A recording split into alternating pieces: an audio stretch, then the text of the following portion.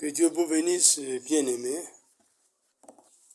et que l'Éternel soit loué. Nous continuons. Nous parlerons sur quiconque ayant un bon entendement et croit réellement se prépare pour ce dont il parle. C'est ça que Frère Branham dit.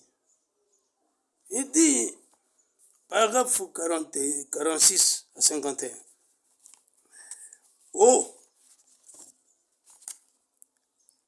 comme ce jeune homme, le jeune prophète Ézéchiel, avait sacrifié et donné toute sa vie pour servir à son peuple des signes de châtiment qu'ils allaient subir, parce qu'ils étaient à ce que nous appellerions aujourd'hui indifférence.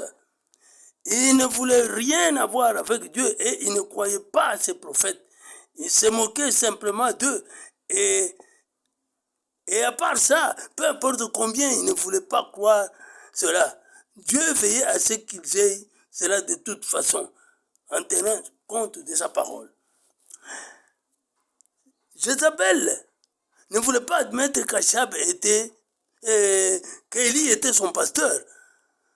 Mais Dieu, juste et honnête avec sa parole, ne peut rien laisser arriver de ce que nous voyons sur le point d'arriver sans avoir un signe quelque part. Il en a toujours eu. Maintenant, nous devons chercher cela.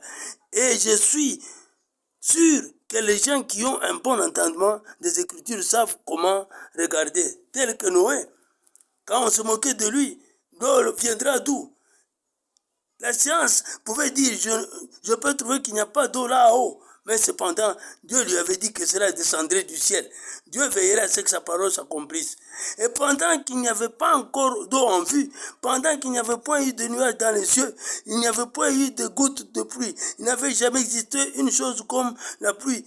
Mais tout le temps, Noé préparait une hache contre la pluie. C'est une preuve vivante que ce prophète croyait ce dont il parlait, car il s'est préparé pour cela.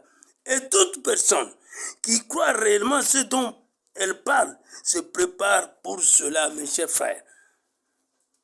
C'est ce dont nous parlons aujourd'hui. Nous ne parlons pas en vain. Dieu vous bénisse. Likez, partagez et abonnez-vous massivement. Parce qu'il y va de votre vie éternelle. Oh mes bien-aimés, croyez et parlez réellement de ce dont vous croyez.